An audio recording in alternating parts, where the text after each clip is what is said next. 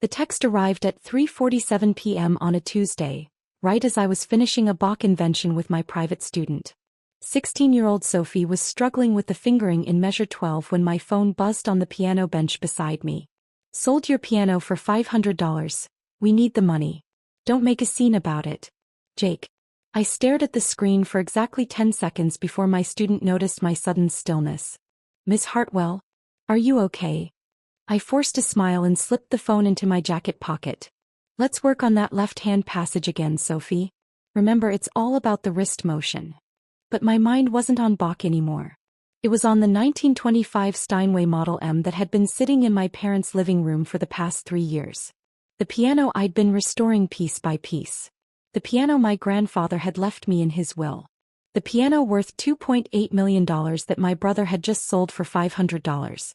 After Sophie left, I sat alone in my teaching studio and typed back, "I understand." Jake's response was immediate, finally being reasonable. "Mom and Dad are relieved." I almost laughed. Reasonable.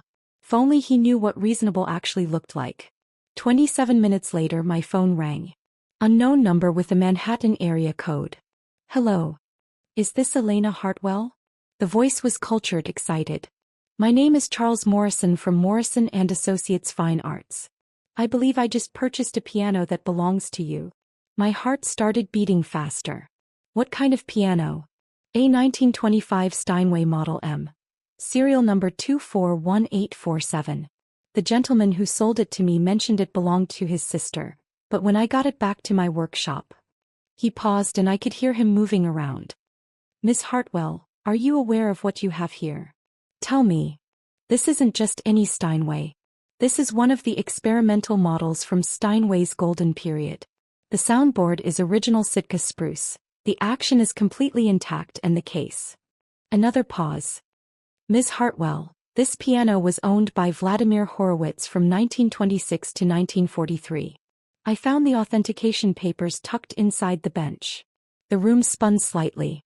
"What did you say?" "Vladimir Horowitz. One of the greatest pianists who ever lived. He owned this piano during some of his most famous recording sessions. There are only 3 of these experimental Steinways known to exist, and this is the only one in private hands." I closed my eyes. My grandfather had never mentioned Horowitz. He'd only told me it was a good piano that had some history. But Grandpa had always been modest about his possessions. He'd grown up during the Depression when talking about valuable things made you a target. "Mr. Morrison, what's a piano like that worth?" "Conservatively, $2.8 million. At auction, possibly more." "Miss Hartwell, your brother sold me a museum-quality instrument for $500. I leaned back in my chair, staring at the ceiling of my modest teaching studio. The irony wasn't lost on me. Here I was, sitting in a small room with second-hand furniture and worn carpet, while my family thought I was too poor to own anything valuable. "Mr. Morrison, can I ask you something?" "Of course. Are you a good person?" He chuckled, confused.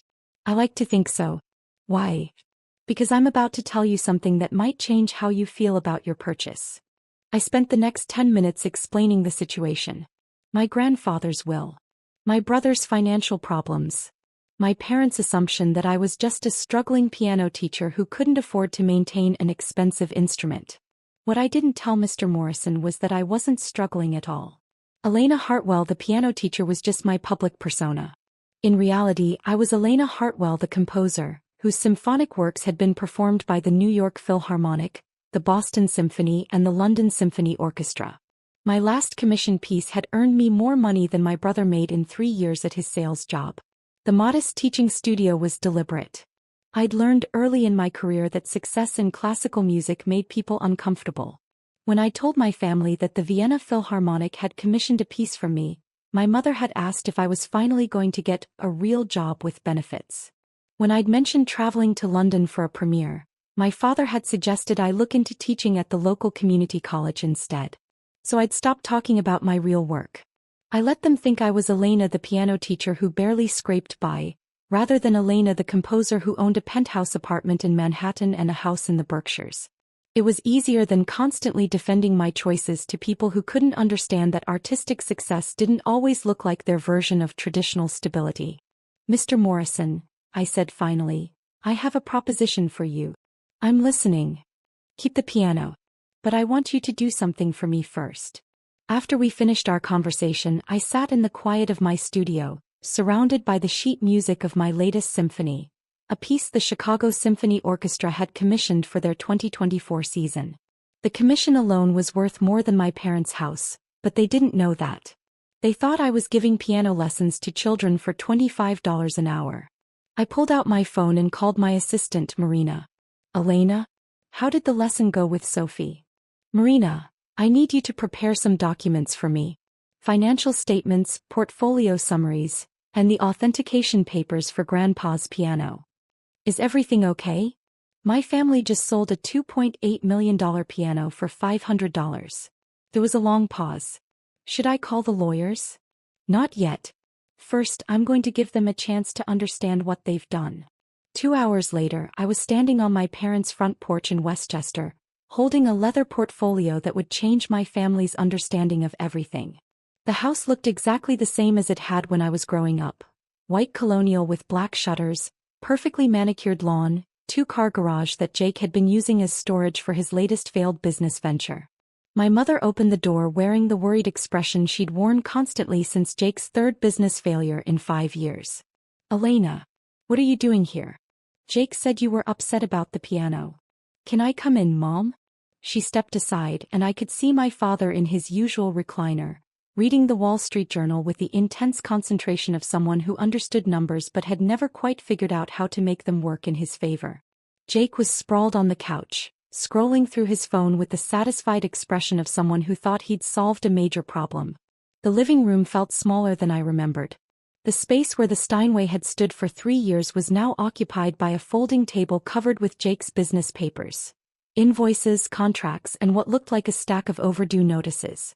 Elena, Dad said without looking up from his paper. We're sorry about the piano, but Jake needed the money for rent. We couldn't let him get evicted again. It's okay, Dad. Jake looked up from his phone and I could see the relief on his face. See? I told you she'd understand. It was just sitting there collecting dust anyway. Nobody ever played it. That stung more than it should have. I'd played that piano every time I visited, usually late at night when the rest of the family was asleep. Some of my best compositions had started with late-night improvisations on those keys. But they'd never noticed because they were never awake to hear it. Besides, Jake continued, it's not like you could afford to keep it maintained properly. Those old pianos need constant tuning, climate control, all kinds of expensive stuff. I sat down across from him and placed the portfolio on the coffee table. Jake, who did you sell the piano to? Some antique dealer from the city. Guy seemed to know what he was talking about. Said it was a nice piece but needed work. What was his name? Morrison something. Charles Morrison, I think. Why? I opened the portfolio and pulled out the first document. Charles Morrison's business card and a detailed biography. Charles Morrison from Morrison & Associates Fine Arts. One of the most respected piano dealers in the world. He's the guy the Metropolitan Opera calls when they need to authenticate historical instruments. Jake shrugged, but I could see uncertainty creeping into his expression. Hey. So he called me after he got the piano back to his workshop. My father finally looked up from his newspaper. Called you why? To tell me what you actually sold him. I handed Jake the authentication papers. These were hidden inside the piano bench. Mr. Morrison found them during his initial inspection. I watched Jake's face as he read. His expression moved from confusion to disbelief to something approaching panic. This says the piano was owned by Vladimir Horowitz. That's right. My mother sat down heavily in the chair next to my father. Who's Vladimir Horowitz? One of the greatest pianists who ever lived, Mom. He owned Grandpa's piano from 1926 to 1943. Used it for some of his most famous recordings. The room was silent except for the ticking of the grandfather clock in the corner. Another antique that had belonged to my grandfather, though thankfully one that Jake hadn't decided to sell. Elena, my father said slowly, what is a piano like that worth? I pulled out the formal appraisal document and handed it to him. The letterhead was from Steinway and Sons themselves, and the assessment was signed by their chief restoration expert. The number at the bottom made him actually gasp. $2.8 million. That's the conservative estimate, I said quietly. At auction with the Horowitz provenance it could go significantly higher. Jake was staring at the papers like they might spontaneously combust. But I only got 500. Because you sold a museum-quality instrument to someone who assumed you knew what you were selling. My mother was pale, her hands shaking slightly as she reached for the appraisal. Lena, we had no idea. Your grandfather never said anything about. Grandpa didn't know about the Horowitz connection either. But he knew it was valuable. That's why he left it to me specifically in his will. Jake stood up abruptly, pacing to the window that overlooked the backyard where we'd played as children. We have to get it back. We have to tell this Morrison guy there was a mistake. Actually, I said, we don't. Everyone turned to look at me. Mr. Morrison made a legal purchase. You offered the piano for $500, he accepted. The fact that you didn't know its value doesn't invalidate the sale. Jake spun around, his face flushed. So we just lose almost $3 million because I didn't know? You lose almost $3 million because you sold something that wasn't yours to sell. The words hung in the air like smoke. My father's face went from confused to angry to something approaching shame. What do you mean wasn't his to sell? I pulled out the copy of my grandfather's will, highlighted in yellow where it specifically mentioned the piano. Grandpa left the piano to me. Jake had no legal right to sell it. But it was in our house, my mother protested. It's been here for 3 years. Because I asked you to keep it here while I was establishing my career and traveling for work. I was paying for its maintenance, its insurance, even the climate control system Dad installed in the living room. That got my father's attention. You were paying for the climate control? The monthly bills went to my accountant. I've been covering the costs of keeping the piano properly maintained since the day it arrived. Jake sat back down heavily, running his hands through his hair. Elena, I'm sorry. We thought it was just taking up space. I thought you didn't want it. You never asked what I wanted. You never asked if I could afford the maintenance. You just assumed that because I teach piano lessons I must be broke. Well, aren't you? The question came from my father and it wasn't mean-spirited. He genuinely seemed confused. I almost laughed. No, Dad. I'm not broke. But you live in that tiny apartment and you drive that old car and you're always talking about budgeting for things. Because I'm careful with money. Because I learned from watching you struggle when your business went under in 2018. Because I don't believe in spending money just to impress people. My mother leaned forward. Elena, if you're not struggling, why didn't you help Jake with his rent? Because Jake never asked for help. He just took something that belonged to me and sold it. We can fix this, my father said firmly, the problem solver in him emerging. We'll call this Morrison fellow, explain the situation. Surely he'll understand. I smiled. I already called him Dad. And I reached into my purse and pulled out a cashier's check, placing it on the coffee table where everyone could see it. $2,800,000. Pay to the order of Elena Hartwell. My mother actually whispered. He paid you. He paid me. Jake was staring at the check like it was a mirage. But why? He already bought it for $500. Because he's an honest dealer who doesn't profit from other people's mistakes. And because I made him a different offer. What kind of offer? My father asked. I pulled out the final document from the portfolio. A contract between Morrison and Associates and the Elena Hartwell Foundation. I sold him the piano for its full appraised value with conditions. He has to display it in his showroom with a plaque explaining its history. Music students can schedule time to play it. It stays available for the public to experience. Why would you do that? Jake asked. Because Grandpa would have wanted it to be heard, not locked away in someone's private collection. And because... I paused, looking at each of their faces. Because I don't actually need the money. The silence that followed was profound. What do you mean? My mother asked carefully. I reached for my phone and opened my banking app, turning the screen so they could all see the balance. The number made Jake actually choke on air. $4.2 million? That's just my checking account, I said quietly. My investment portfolio is significantly larger. My father set down his newspaper completely, staring at me like I was a stranger. Elena, how is that possible? I'm a composer, Dad. I write symphonic music. The New York Philharmonic performed my third symphony last season. The Chicago Symphony commissioned my fourth. I have contracts with orchestras in Boston, London, Vienna, and Berlin. Jake found his voice. But you're a piano teacher. I teach piano because I love teaching. But it's not how I make my living. How much? My mother started then stopped herself. How much do I make? Last year my commissions totaled $1.8 million. That's not including royalties from recordings or performance fees. The room was silent again. My father was staring at the check on the coffee table, my mother was staring at me, and Jake was staring at his phone like it might have answers. Why didn't you tell us? My father asked finally. I looked around the living room where I'd grown up, at the family photos on the mantel, at the space where my grandfather's piano had sat for 3 years while I paid thousands of dollars to keep it in perfect condition. Because every time I tried to talk about my work, you'd ask when I was going to get a real job. Because when I mentioned traveling for performances, you'd suggest I find something more stable. Because you seemed to think that being an artist meant being broke.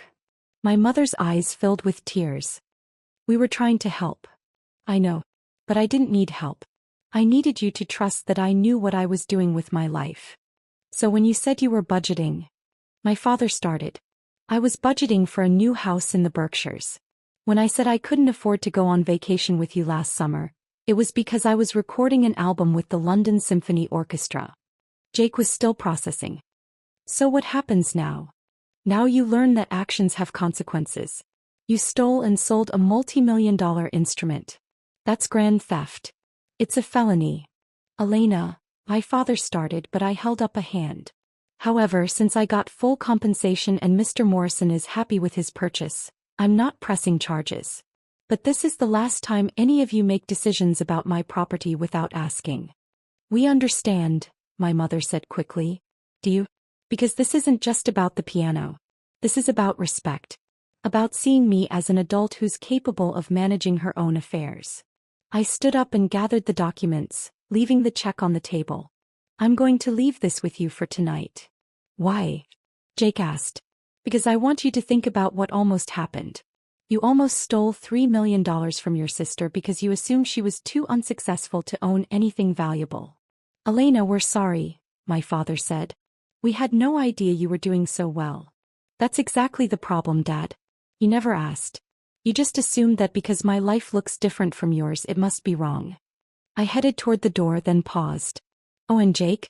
Mr. Morrison has your information on file. If you ever try to sell something that belongs to me again, he'll be calling the police immediately. So will every other reputable dealer in the country. Elena, wait, my mother called. What about us? Are we okay? I turned back to look at them. My brother, who had stolen from me without a second thought because he assumed I had nothing worth stealing. My parents, who had enabled him because they thought I couldn't afford to own anything valuable. But I also saw the shame on their faces. The genuine confusion and regret. These were people who had raised me, supported my early music education, driven me to lessons and recitals even when money was tight. We're family, I said finally. But things are going to be different from now on. Different how? Different in that you're going to start treating me like the successful adult I've been for the past 5 years. Different in that you're going to ask before making assumptions about my life. And different in that if you need help you ask for it instead of taking it. 3 days later my mother called. Elena, I've been thinking about what you said. And I looked up your symphonies online. I found recordings on Spotify. Her voice was thick with emotion. Sweetheart, I had no idea. They're beautiful.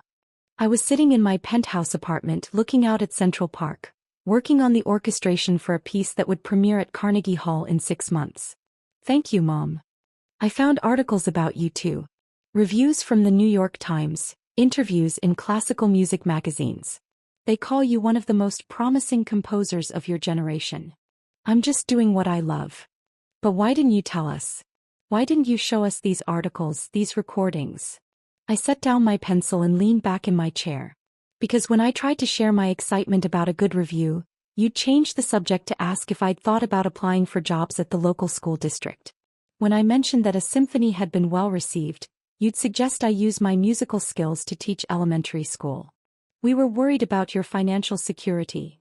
I understand that. But I needed you to trust that I could create my own security. Elena, I'm proud of you. I'm sorry it took us so long to say that. A week later, Jake called. Elena, I've been thinking about the money. The check you left. What about it? I can't take it.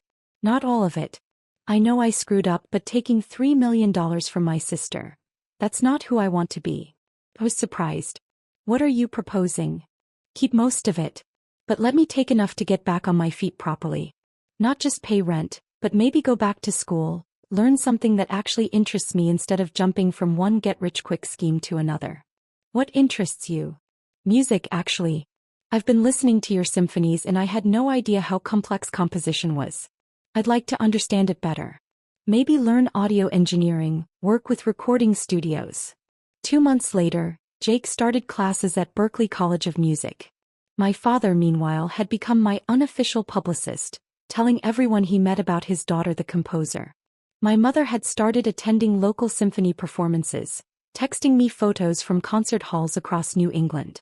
6 months later, when the New York Philharmonic premiered my 4th symphony, my entire family was in the audience. Jake, who had discovered a genuine talent for audio engineering, helped record the performance.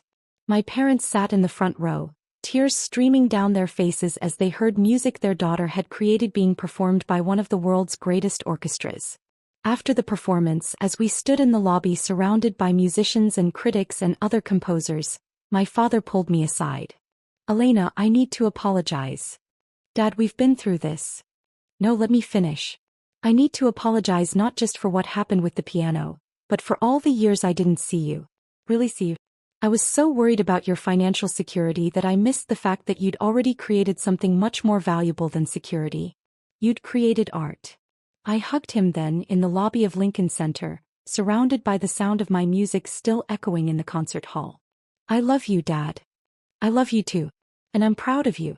Not just because you're successful, but because you chose to build something beautiful in the world. A year later, I established the Elena Hartwell Foundation for Young Composers, funded in part by the sale of my grandfather's piano. The foundation provides grants and mentorship for aspiring composers from low-income families, kids who love music but whose parents worry about the financial realities of an artistic career. Every few months, I visit Mr. Morrison's showroom to play Grandpa's piano, now displayed with a plaque that reads, "The Horowitz Steinway on permanent loan from the Elena Hartwell Foundation, in memory of all the dreamers who understood that some things are more valuable than money." It's exactly where the piano belongs. Being heard, being appreciated, inspiring the next generation of musicians who might otherwise never get the chance to touch an instrument of that caliber. Just like I'd finally found where I belonged, being seen and valued for exactly who I'd always been.